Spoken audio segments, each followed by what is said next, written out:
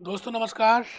मैं भूपेश आनंद आपके सामने how to manifest your dreams, हम अपने सपनों को कैसे पूरा करें, ये जो कला मैंने सीखी और कुछ इम्प्लीमेंट की और उसमें मुझे काफ़ी सारे रिजल्ट्स आए। तो इसी वजह say that is the motivation जिसकी वजह से मैंने इस कोर्स को ड्राफ्ट करने की कोशिश की कि आप इस कोर्स को जब देखेंगे या आपने अगर ये लेक्चर्स को सुना तो शायद आपको भी कुछ प्रेरणा मिले। तो मैं भूपेश आनंद, मैं सीए मैंने बड़ी सारी क्वालिफिकेशंस लिए हैं, बट मुझे लगता है कि ये जो कोर्स मैं करा रहा हूँ इसका नाम है how to manifest your dreams. आप अपने सपनों को कैसे पूरा कर सकते हैं, अपने सपनों को कैसे साकार करें। And we have seen in the last lecture number 1 में मैंने जो लास्ट लेक्चर में लिया, ऐसा लेक्चर 1 तो कुछ नहीं है, लेकिन हाँ मैंने आपको बताया कि मैं 11 टॉपिक्स कवर करने वाला हूँ और उस 11 में से सबसे पहला टॉपिक है living in the memories of past.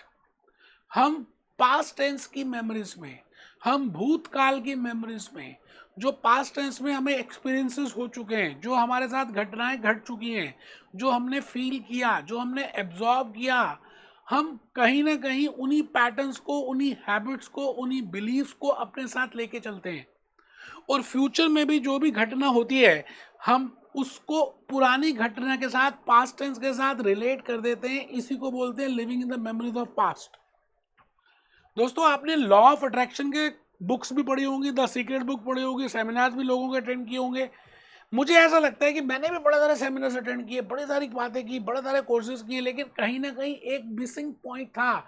शायद उन्होंने बताया और मुझे ध्यान नहीं रहा, लेकिन मुझे लगा कि वो सबसे इंपॉर्टेंट पॉइंट है। लॉ ऑफ अट्रैक्शन तभी कंप्लीट हो सकता है, it is when there is a law of thought and there is a law of feeling. अगर आप दोनों को जोड़ देते हैं तभी A plus B whole square होने वाला है।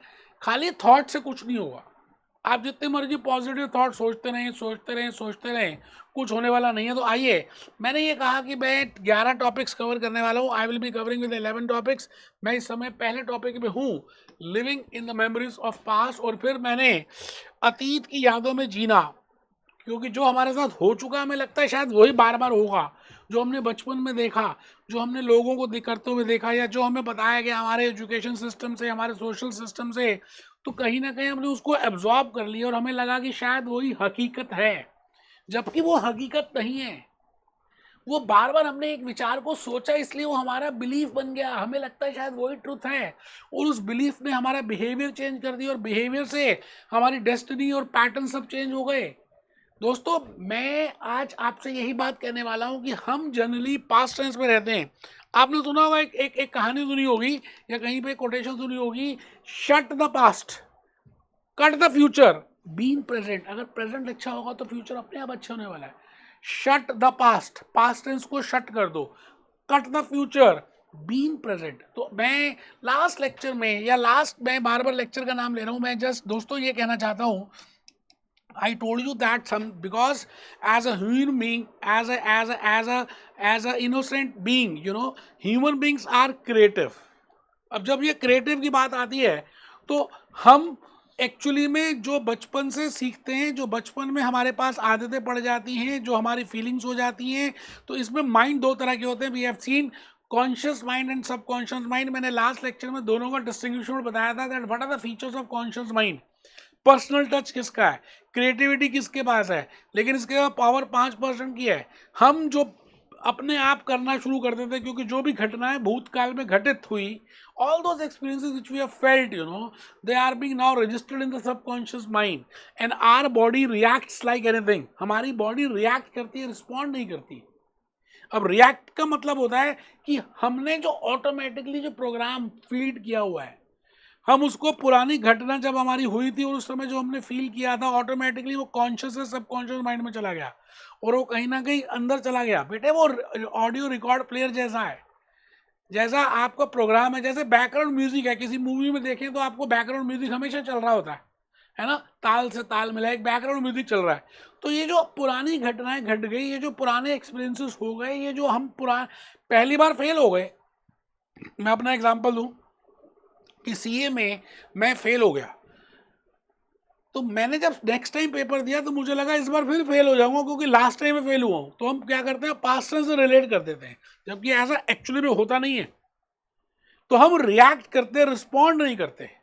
बिकॉज इसके पीछे रीजन ये है कि ये 5% जो है ना सर, 5% हमारी क्रिएटिविटी है, जो फिशेस है, जो हम अच्छा सोचते हैं कि आज हम उठे हैं, हम अपने सपने पूरे करेंगे, एस्पिरेशंस हैं, पॉजिटिव थिंकिंग है।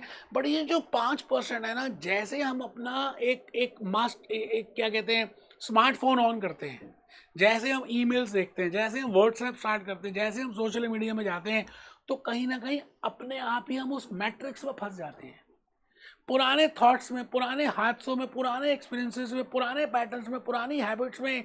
तो अब जब हम उसी में चले गए, उस जाल में चले गए, that is named as matrix. So that is 95%, you know, and that 95% is instruct the old experiences which we have, the acquired behaviour which we have, the belief. बार बार एक ही तरह के विचार को सोचते रहने से हमारे को लगता है शायद यही सब कुछ ठीक है, that is a belief. So we are in a matrix, हम एक जाल में फंसे हुए हैं कहीं ना कहीं। तो मैं एक छोटी सी मूवी आपको दिखाने वाला हूँ।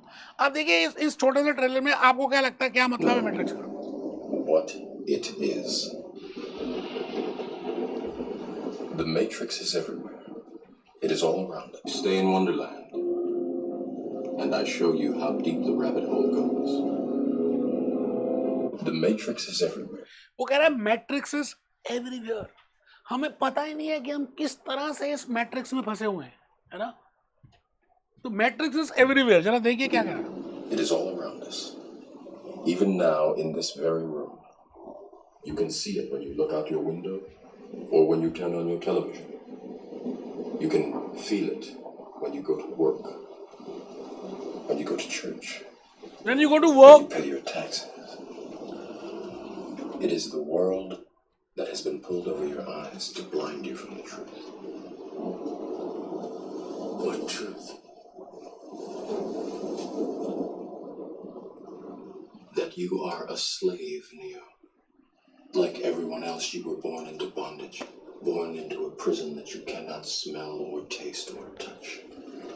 A prison stands. After this, there is no turning.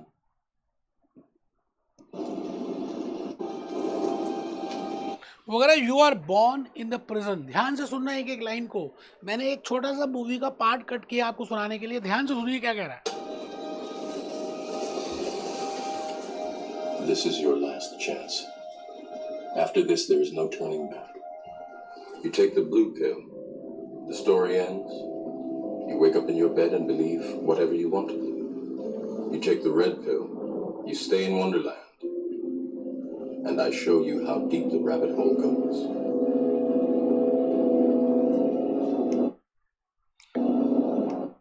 आप सुन रहे, red pill is Wonderland, blue pill is जो आप आज तक करते आ रहे हैं, मॉर्निंग में उठेंगे फिर वही सोचेंगे। आइए देखते हैं उसने कौन सी पिल ली।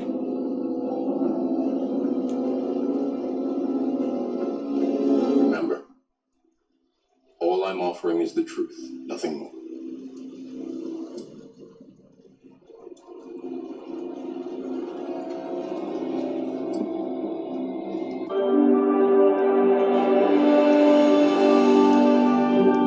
तो दोस्तों कहीं ना कहीं मैं आपसे ये कहना चाह रहा हूँ कि हम सभी कहीं ना कहीं मैट्रिक्स में फंसे हुए हैं। चर्च में जाते हैं तो मैट्रिक्स है, पेपर देने जा रहे हैं तो मैट्रिक्स है, ऑफिस में जा रहे हैं तो मैट्रिक्स है, घर पे जाते हैं तो मैट्रिक्स है। हम उन्हीं थॉट्स, उन्हीं बिलीफ, उन्हीं सिस्टम, उन्हीं बिहेवियर पैटर्न्स को, हैबिट्स को फॉलो करते रहते हैं। तो this is nothing but a matrix. आप मेरी बात को समझ रहे हैं दोस्तों? एक सबसे इंपॉर्टेंट कंसेप्ट जो मैं अब आपको बताने वाला हूँ वो ये है कि thoughts are the language of the brain and the feelings are the language of the body. आप खाली अच्छा विचार करते रहें, अच्छी बातें सोचते रहें, ये अच्छी बात है, लेकिन आपको लगता है कि खाली अच्छा सोचने से सब कुछ होने वाला है? मैं ये सोचता रहा हूँ कि मैं पेपर में पास हो जाऊंगा, मैं पेपर में पास हो जाऊंगा, फर्स्ट अटेम्प्ट में क्लियर हो जाऊंगा, जैसे मैं अपने सीए के एग्जामिनेशन में सोचता रहा। बट मुझे अंदर से कहीं ना कहीं ऐसा फील हो रहा था कि सीए सबसे डिफिकल्ट है, इसमें अगर फेल नहीं हुए तो क्या हुआ, 101% फेल होंगे। मतलब मेरी फीलिंग थी कि मैं फेल हो जाऊंगा, और मैं बाहर से बोलता जा रहा था नहीं मैं पास हो जाऊंगा, पास हो जाऊंगा, और एक्चुअली में हुआ क्या, फेल हो गया। Thoughts are the language of the brain. Thoughts जो है दोस्तों लैंग्वेज ऑफ द ब्रेन है।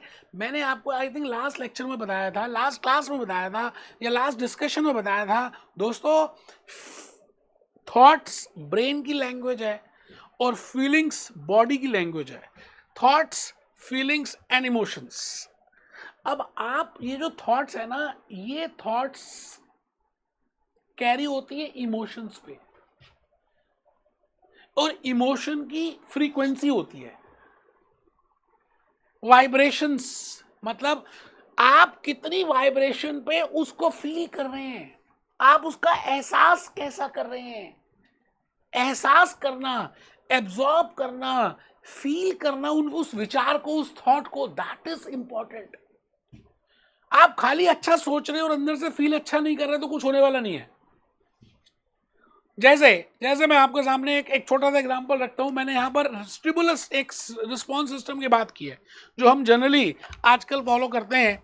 जाने अनजाने में हम ये सिस्टम फॉलो करते हैं और हमारी लाइफ में यही सब कुछ चल रहा है। इसका मैंने नाम रखा stimulus recognition system, stimulus response system. ध्यान से देखिएगा, जब भी कुछ whenever there is some any situation externally, जो भी हम बाहर, कई बार हमको घटनाएं घटती है, हम कुछ सिचुएशंस होती हैं, कोई एनवायरनमेंट चेंज होता है या कुछ भी एक्सटर्नल एनवायरनमेंट में कुछ भी होता है, तो उस घटना के घटने का, that is it means the transactions, जो भी कुछ एनवायरनमेंट में हो रहा है उसको हम बोलते हैं वो स्टिमुलस है। अच्छा, जैसे ही कोई बाहर कुछ होगा, है ना, आपका ब्रेन और हम सबका ब्रेन उसको एनालाइज करता है। उस प्रोसेस ऑफ एनालिसिस को हम कॉग्निशन बोलते हैं। और जैसे ही कॉग्निशन होता है उसके बिल्कुल सेकंड्स में ही रिकॉग्निशन हो जाता है कि हमने उसको रिकॉग्नाइज कर लिया। तो मैंने कहा तीन बातें बताई, स्टिमुलस, कॉग्निशन एंड रिकॉग्निशन। आप मेरी बात को शायद समझ पा रहे हैं। Stimulus, cognition and recognition. अब देखिए, रिकॉग्निशन के बाद हमारे पास चॉइस है कि हम उसको रिएक्ट करें या उसको रिस्पॉन्स करें। रिएक्ट का मतलब है कि जो हमारे पास ओल्ड एक्सपीरियंसेस हैं, जो भी ओल्ड एक्सपीरियंसेस हैं, हम उसके बेसिस पे अनकॉन्शियसली रिएक्ट कर देते हैं। जैसे एग्जांपल है कि एक मिस्टर रामलाल का स्टॉक मार्केट में एक ज़माने में 2008 के फाइनेंशियल क्राइसिस में बड़ा ह्यूज लॉस हो गया। आज ईयर्स हो चुके, 2025-26 चल रहा है, किसी ने स्टॉक मार्केट की बात की उनसे, तो उनके पास वही एक्सपीरियंस था जो उन्होंने पहले फील किया था 2008 में, और उनको बड़ा सारा ह्यूज लॉस हुआ था। तो वो बिना सोचे समझे 2025-26 में बोलेंगे कि स्टॉक मार्केट एक जुआ है, स्टॉक मार्केट में ऐसा हो गया था, स्टॉक मार्केट में सब हेरा फेरी है, कभी मत इन्वेस्ट करना स्टॉक मार्केट में। बिकॉज वो उसको कहाँ से एनालाइज कर रहे हैं और रिएक्ट कर रहे हैं अपने सबकॉन्शियस माइंड से, क्योंकि जब उनको लॉस हुआ था तो वो उन्होंने उसको फील किया था, और उस फीलिंग के पुराने एक्सपीरियंसेस के बेसिस में, पुरानी आदतों के, पुराना जो एक्सपीरियंस था कि स्टॉक मार्केट में लॉस होता है, उन्होंने उसका रिएक्ट कर दिया। It means there is a stimulus, then there is a cognition and then there is a recognition. जब आप रिकॉग्नाइज करते हैं तो या तो रिएक्ट करेंगे या रिस्पॉन्ड करेंगे। रिएक्शन का मतलब है कि अनकॉन्शियसली आप बिना सोचे समझे कुछ भी रिएक्ट कर देते हैं, पुराने एक्सपीरियंसेस के बेसिस में रिएक्ट कर देते हैं। बट रिस्पॉन्ड का मतलब होता है कि जो भी अब 2025-26 में स्टॉक मार्केट की बात हुई, तो जो भी आप आज के सिनेरियो में देखेंगे, उसके बाद आप डिसीजन लेंगे या उसके बाद आप कुछ बोलेंगे, that is named as respond करना। बेटा ये कॉन्शियस होता है। आप सोचिए, आपकी लाइफ में बड़ी सारी, सपोज करते हैं मोहनलाल का स्टॉक मार्केट में ह्यूज प्रॉफिट हुआ। अब जब भी आप मोहनलाल से बात करेंगे फ्यूचर में 10 साल, 15 साल, 20 साल बाद, तो वो हमेशा कहेंगे स्टॉक मार्केट जैसी बड़ी अच्छी चीज़ तो कुछ है ही नहीं, क्योंकि इसमें प्रॉफिट होता है, क्योंकि उनके पास वो एक्सपीरियंस है। मैं ये कहूँगा रामलाल भी ठीक नहीं है, मोहनलाल भी ठीक नहीं है, क्योंकि कहीं ना कहीं ये सब कॉन्शियसली अपनी रिएक्शन दे रहे हैं। एक्चुअली में उनको रिस्पॉन्ड करना चाहिए, जियो पॉलिटिक्स देखना चाहिए, स्टॉक मार्केट की बातें देखनी चाहिए, जीडीपी देखनी चाहिए, उसके बाद उनको रिस्पॉन्ड करना चाहिए। मतलब वो पुरानी घटनाओं से उसको रिलेट नहीं करना है। तो एज अ स्टूडेंट भी आप इसको यूज़ कर सकते हैं, as a housewife use कर सकते हैं, एज अ बिजनेसमैन यूज़ कर सकते हैं। मैं तो कहता हूँ एज अ ह्यूमन बीइंग आप इसको देख सकते हैं कि what is stimulus, what is cognition and how it is being recognised. होता क्या है कि जब आप कोई भी बात को बड़े इंटेंस रूप में फील कर लेते हैं तो वो आपकी हार्ड वायर्ड मेमोरी बन जाती है और वो अनकॉन्शियसली सबकॉन्शियस माइंड में चली जाती है, जाती क्रिएटिव माइंड के थ्रू ही है, क्योंकि क्रिएटिव माइंड शिव है और अनकॉन्शियस माइंड शक्ति है, जाएगी यहीं से। बट द पॉइंट इज जब आप बहुत ज़्यादा इंटेंस फील करेंगे तो यहाँ पर जाकर हार्ड वायर्ड हो जाएगी, और वो हार्ड वार्ड जब भी उस तरह की घटना होगी तो आप उसी तरह के एक्सपीरियंसेस, उसी तरह का रिस्पॉन्ड करें, उसी तरह का रिएक्शन कर देंगे, क्योंकि जो भी आप इम्प्रेस करते हैं, what ever is being impressed in your subconscious mind, that will be expressed in the external environment. जो भी आपने अंदर इम्प्रेस किया है वही सब कुछ आपके लिए बाहर एक्सप्रेस होगा। आज आपके साथ जो भी कुछ हो रहा है, आज आप जिस भी सिचुएशन में हैं, फाइनेंशियल क्राइसिस में हैं या एज अ स्टूडेंट हैं, आप पास नहीं हो पा रहे, या जो भी घटना घट रही है, बेटे ये आपने और दोस्तों ये आपने पहले से ही इम्प्रेस किया हुआ है, इसीलिए एक्सटर्नल एनवायरनमेंट उसको एक्सप्रेस कर रहा है। तो आप जब इंटरनली प्रॉपरली इम्प्रेस करेंगे, अब इम्प्रेस कैसे होगा? थॉट्स तो हैं ही, बट थॉट्स को ले जाने वाला कौन है? Thoughts are electric, feelings are magnetic, and thoughts plus feelings are electromagnetic. और इस फीलिंग्स को आपने जिस पैरामीटर पे जज करना है, इसको बोलते हैं वाइब्रेशंस। अगर वाइब्रेशन लो फ्रीक्वेंसी की है तो लो इफेक्ट होगा, हाई फ्रीक्वेंसी की है तो हाई इफेक्ट होगा। अब वो डिपेंड करता है कि वो किस फ्रीक्वेंसी की हैं। वाइब्रेशंस की व्हीकल में ये फीलिंग्स चलती हैं थॉट्स को लेकर। तो आप सभी आई थिंक यहां तक थोड़ी सी बात समझ चुके हैं दोस्तों। It is very important that your thoughts should have corresponding emotions, because अगर थॉट्स की कॉरेस्पॉन्डिंग इमोशंस नहीं होंगी, इट मीन्स प्रॉपरली वो मैरी नहीं करेगा इमोशंस के साथ, फीलिंग्स के साथ, तो वो आप मैनिफेस्ट ही नहीं कर सकते। वैसे you are manifesting it consciously और अनकॉन्शियसली मैनिफेस्टेशन हो रहा है। आप जाने अनजाने में भी जो सोच रहे हैं वो मैनिफेस्ट हो रहा है। तो why not we become a creative manifester? मतलब हम अपनी अवेयरनेस से, अपने माइंडफुलनेस से अपनी चीज़ों को क्यों ना क्रिएट करें। अगर आप माइंडफुलनेस से अवेयर होकर अपनी चीज़ों को क्रिएट नहीं करते हैं और अनकॉन्शियसली कुछ सोचते हैं और उस ऑटोमेटिकली वो घटित हो जाएगा। तो मैं आपसे ये कहना चाहता हूँ कि आपको अब ये समझना है कि आपको अवेयर होना है कि आपकी हैबिट्स क्या है। मैं आज आपको अपनी हैबिट बताने वाला हूँ। Because if you are aware of your habits, if you are aware of your belief system, if you are aware of your patterns, आपको जब अपने बारे में पता होगा, हम पूरी लाइफ दूसरों को सुधारने में टाइम लगा देते हैं, दूसरों को ढूंढने में, उनको जानने में कोशिश करते हैं, अपने आप को तो जाना ही नहीं। We are not aware of our self, we are only motivated towards वो क्या कर रहा है, उसका हैबिट क्या है। उस बेटे दोस्तों, अगर आप अपने आप को जानने की कोशिश करेंगे, इट मीन्स आप अवेयर होंगे कि मेरी हैबिट्स क्या है, मैं कैसे रिएक्ट कर देता हूँ। जैसे ही कोई ट्रैफिक में कार चला रहा हूँ, कोई आ जाता तो ऑटोमेटिकली मेरे मुंह से कुछ गालियाँ निकलनी स्टार्ट हो जाती हैं, या जैसे ही मुझे कोई तेज आवाज में बोलता है ऑटोमेटिकली मैं अभी सोचता भी नहीं और वो रिएक्शन आ जाता है। तो अगर आप अवेयर होंगे, अगर आप इस बिलीफ सिस्टम, अपने बिलीफ सिस्टम से अवेयर होंगे, माइंडफुल होंगे, तो आप उसको डिल्यूट कर सकते हैं, आप उसको रेक्टिफाई कर सकते हैं। आपको याद है जब आप छोटे होते थे तो आपसे करेक्शन वर्क कराया जाता था, आपने स्पेलिंग की मिस्टेक कर दी तो कहते थे 5 बार स्पेलिंग को लिखो, सही करेक्ट स्पेलिंग को। इसका मतलब पहले ये जानना बड़ा इंपॉर्टेंट है कि आपने मिस्टेक कहाँ पे की है, और वो जानने के लिए आपकी अवेयरनेस बड़ी ज़रूरी है। और उस अवेयरनेस से, उस माइंडफुलनेस से ही पता चलेगा कि आपके क्या थॉट्स हैं, आपके क्या पैटर्न्स हैं, आप कैसे रिएक्ट करते हैं। जैसे मैं अपनी बात बताऊं, मैं मॉर्निंग से लेके इवनिंग तक अपने रिकॉर्डिंग रूम में रहता हूं, और जब मैं शाम को रिकॉर्डिंग रूम से जाता हूं तो मुझे ऐसा लगता है मैंने बहुत सारा काम कर लिया, बहुत सारा ऐसा किया, और मेरी कहीं ना कहीं ऑटोमेटिकली गुस्सा आना स्टार्ट हो जाता है कि अगर कोई मेरे से ढंग से बात ना करे घर में, फैमिली मेम्बर्स। मैंने ये अपने, जैसे ही मैंने ये श्रेयांश डागा सर का, पत्री जी का ये कोर्सेज अटेंड किए, और मुझे पता लगा कि यार कहीं ना कहीं मेरे में भी ये पैटर्न्स हैं, मेरे में भी ये हैबिट्स हैं। तो ये अवेयर होना पहला स्टेप है। पहले आप कमी को निकालें और उसी पैटर्न को, उसी बिहेवियर को, उसी हैबिट को कैसे डाइल्यूट करना है। एक ही गोल्डन टूल है, वो हम धीरे धीरे देखेंगे। उस टूल का नाम है मेडिटेशन। मैं आनापानासती मेडिटेशन की बात करूंगा, आपको बताऊंगा कि how we can do Anapanasati meditation. Already मैंने अपने वीडियो चैनल में, अपने यूट्यूब चैनल में इसको रिकॉर्ड कर दिया है। आनापानासती मेडिटेशन हिंदी में, इंग्लिश में, शॉर्ट, लॉन्ग, सब मैंने रिकॉर्ड कर दिया है। So friends, it is very important that you should know that how you are, what are your thoughts and what are your feelings, because a proper thought should have a corresponding feeling. Thoughts और feelings ही पूरी दुनिया का actually में आपका एक signature है, which you are giving to the cosmic field. Just by thought से कुछ होने वाला नहीं है, because thoughts are electric and feelings are magnetic.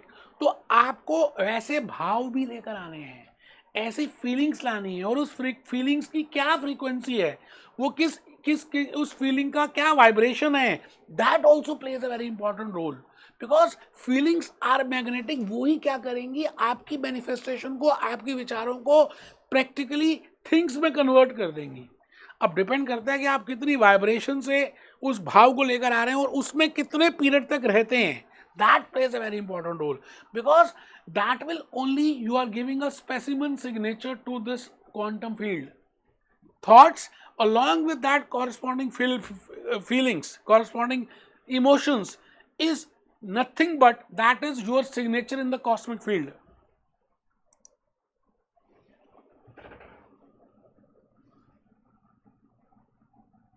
Whatever you feel about will come about.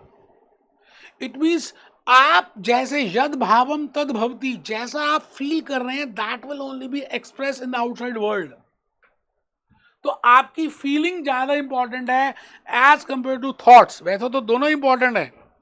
हम कई बार बोलते हैं happening, life is happening to us. मैं ये कहूंगा life is not happening to us, life is happening from us. क्योंकि हमारी लाइफ में वही सब कुछ हो रहा है जैसे हम अंदर से सोच रहे हैं। इंटरनली हमारे मन में जो फीलिंग्स हैं, इंटरनली जो हमारी मान्यताएं हैं, इंटरनली जो हमारे बिलीव्स हैं, तो लाइफ इज हैपनिंग फ्रॉम अस, हमारे से हो रही है। इट इज बिकॉज बाकी सब कुछ तो कमेंट्री है। I will say you are the creator of your own life. अगर आप किसी चीज को फील कर नहीं रहे तो आप बस अपना टाइम वेस्ट कर रहे हैं।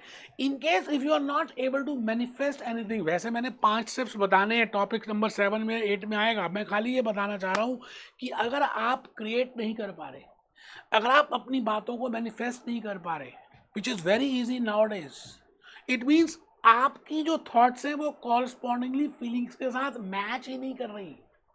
ये सबसे बड़ा बेंचमार्क है, ये सबसे बड़ा I will say a yardstick with help of which we can say कि whether you are able to manifest or not, because your thoughts, let it be because it is a choice between birth and death.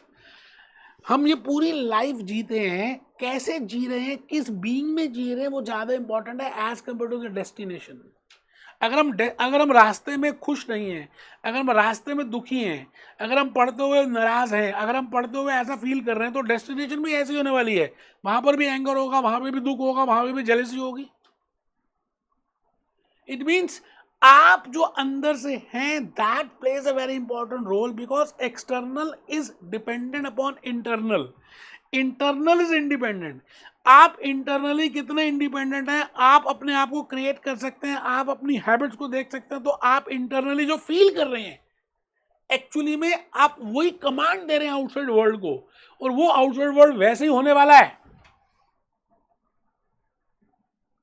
It is more about what you are and it is not about what you want. हम सबको गाड़ी चाहिए, हम सबको बंगला चाहिए, हम सबको life में पैसे चाहिए, ये हम सब चाहते हैं। इट मीन्स ऐसा नहीं है कि सबको मिल जाता है, but we are what we are. हमें वही मिलता है जो हम जैसे हैं। अगर हम अंदर से फीलिंग रखते हैं कि हमारे पास गाड़ी भी है या उस तरह की फीलिंग्स आती हैं, तभी आपको वो चीज़ मिलेगी। It is not that what you want, it is that what you are.